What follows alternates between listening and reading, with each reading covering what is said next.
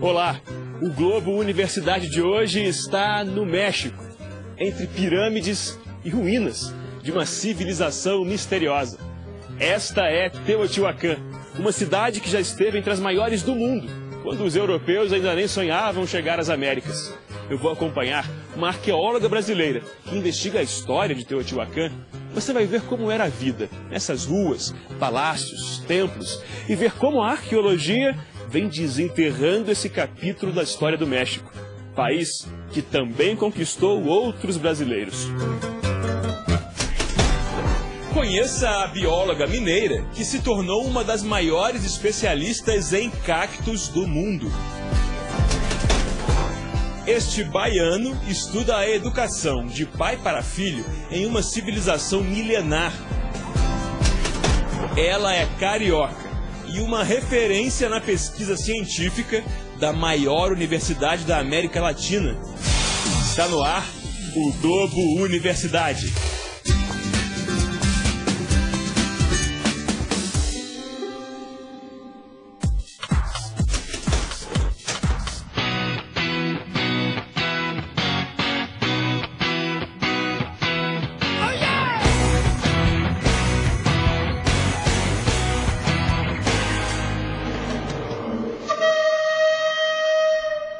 Se uma imagem pudesse traduzir o México, talvez fosse esta aí, uma cruz cristã no estilo indígena. Retrato do passado miscigenado, misturado entre europeus e povos do México antigo.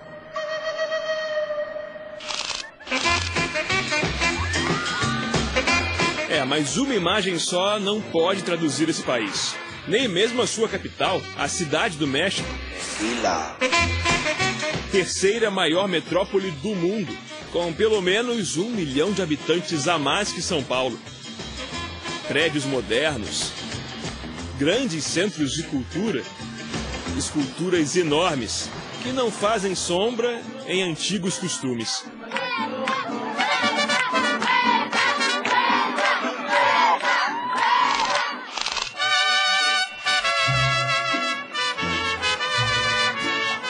« 2010 é um ano de celebração para o México. O país comemora os 100 anos da revolução que mobilizou pequenos agricultores na luta por mudanças políticas. E também os 200 anos de independência, que acabou com a colonização espanhola. Al llegar esta fecha esperada, te venimos a felicitar. Mas a história mexicana começou bem antes da chegada dos espanhóis. Ao lado da maior catedral da América Latina, foram descobertas por acaso as ruínas do templo maior dos astecas, destruído pelos colonizadores. Foi o povo asteca que fundou a cidade do México no ano de 1325. Nesta terra, por onde se escava, brota a história. E a 45 quilômetros da capital do país, novos capítulos do México antigo se revelam, na medida em que o passado é desenterrado. Um dos maiores mistérios da arqueologia mexicana atende pelo nome de Teotihuacan, o lugar em que os homens se tornam deuses. Assim os astecas definiram essa cidade. Mas quando eles chegaram por aqui, quase em 1400 depois de Cristo, não viram nada muito diferente do que nós estamos vendo agora. Um lugar abandonado que eles acreditavam ter sido construído por gigantes. Já não havia ninguém para contar a história. Arqueólogos estimam que o auge de Teotihuacan tenha sido entre 150 e 650 depois de Cristo. E que aqui tenham vivido perto de 150 mil pessoas.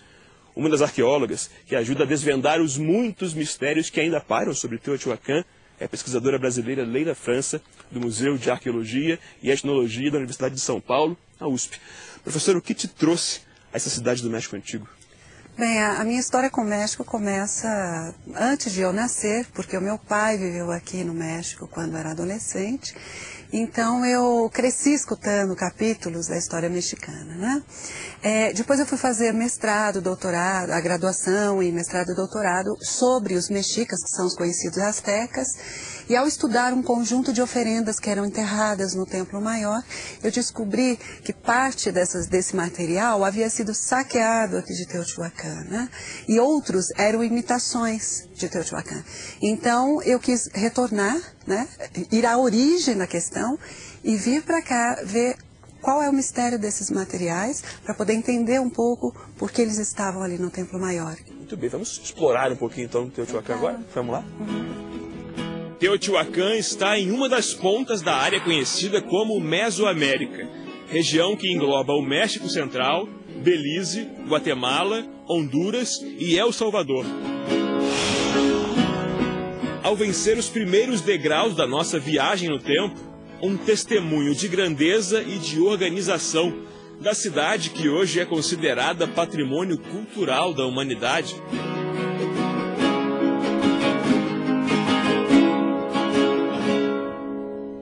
Esta área em que nós estamos é conhecida como Cidadela. Aqui funcionava o centro ou um dos centros políticos de Teotihuacan.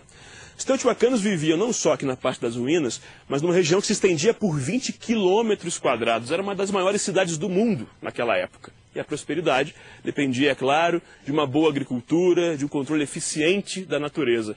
Mas cultivar no México Central não é muito fácil, porque há épocas de muita seca e outras de chuvas torrenciais. A missão de alimentar o povo, então, era compartilhada com os deuses. Esse é o templo de Quetzalcoatl, ou a serpente emplumada, o deus da fertilidade. Professora Leila, o que distinguia os teotihuacanos de outros povos da Mesoamérica?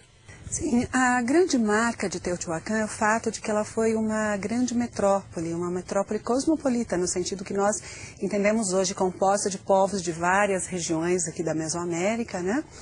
A outra questão é a relação que Teotihuacan mantinha com outros grupos e outras cidades nessa região, que enquanto outros estados tinham uma relação de guerra e impor o tributo, Teotihuacan se fazia impor pelas suas ideias e pelas suas relações comerciais, que eram muito fortes e iam até a área maia, né?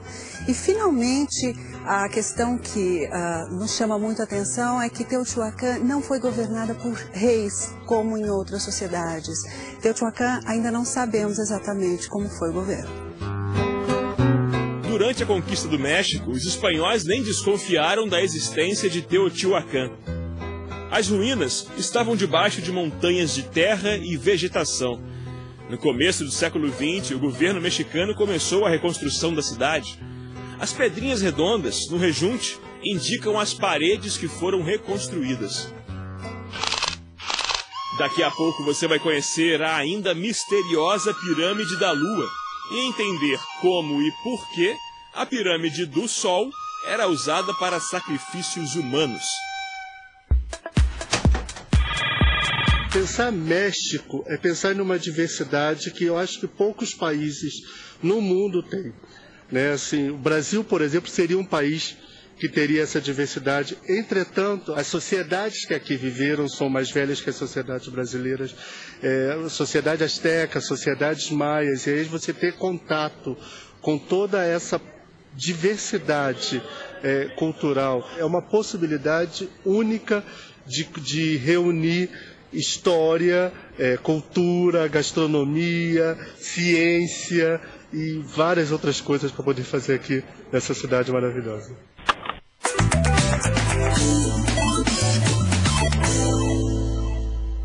Meu nome é Leia Schenvar. Eu sou responsável pelo Laboratório de Cactologia do Jardim Botânico do Instituto de Biologia da Universidade Nacional Autônoma do México. A sigla é UNAM.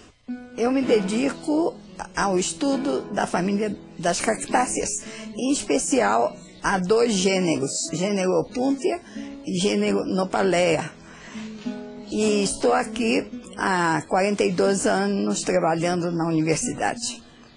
Aqui na universidade, nesse jardim botânico, que tem 50 anos, nós estamos trabalhando e trazendo as plantas que estamos estudando. Temos 8 canteiros com plantas trazidas de toda a República que já conformam a coleção nacional. Os antigos mexicanos utilizavam as cactáceas das mais diversas formas, como alimento, seus frutos doces e ácidos, e como remédio utilizavam de muitas maneiras. Isso se pode constatar nos códices que chegaram até nossa época, e até como deuses, como divindades. E nós estamos agora elaborando um atlas de todas as espécies produtoras de tunas e choconostros. São 101 espécies. Aqui no Jardim Botânico, nessa área de cultivo, existe uma espécie que foi dedicada a mim. O nome dela é Mammillaria Sheinwariana, é o meu sobrenome. Eu também fui honrada este ano com a inclusão do meu nome num livro que se chama Who is Who, sobre cientistas de todo o mundo. O México me dá tudo que eu necessito: trabalho, alimentação, cultura e alunos. Eu estou feliz aqui.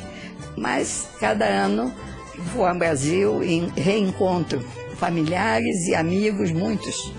Então o coração fica um pouquinho dividido. Mas em primeiro lugar tenho que agradecer ao México tudo que me ha dado.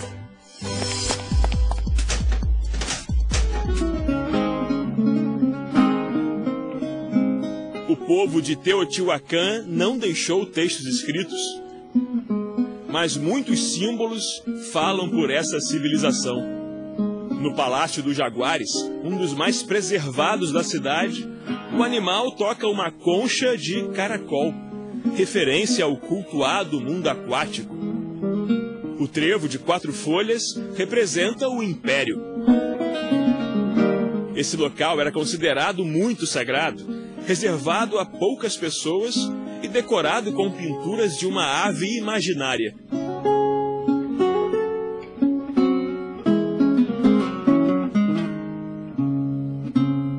Muitas lacunas ainda estão abertas em Teotihuacan.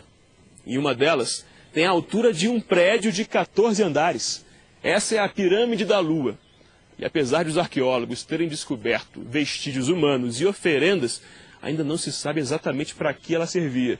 Professora Leila, mas já se sabe que a localização da pirâmide foi planejada. Como foi possível descobrir isso? Sim, a Pirâmide da Lua, observando assim de frente, nós percebemos que ela é o ponto de partida para a construção da cidade, né? Primeiro, ela se encontra no extremo norte da cidade e a partir dela corre esta avenida em perpendicular, que é a Avenida dos Mortos, que vai até o sul, até o final do plano central da cidade. No caso de Teotihuacan, não há notícia de língua, textos próprios, né, produzidos pelos teotihuacanos. O que há são os vestígios, edificações, objetos. E aí, como é que é contar essa história a partir dos vestígios? Bom, primeiro eu tenho que falar o que é arqueologia. Arqueologia é o estudo das sociedades por meio dos seus vestígios materiais, né? Que foram produzidos, utilizados e descartados por essa sociedade. Isso é básico. Então a arqueologia trata disso. Ela cria métodos próprios para poder abordar esses materiais, fazer perguntas a esses materiais para que eles possam nos dizer algo sobre essa história. Quando um objeto, um edifício como esse, ele tem essa dimensão material, mas na verdade por trás dele há muitas informações não materiais, intenções não materiais. E é através deste material que nós vamos chegar a todas essas intenções, esses outros traços não materiais da cultura. Eu acho que é basicamente esse o trabalho do arqueólogo.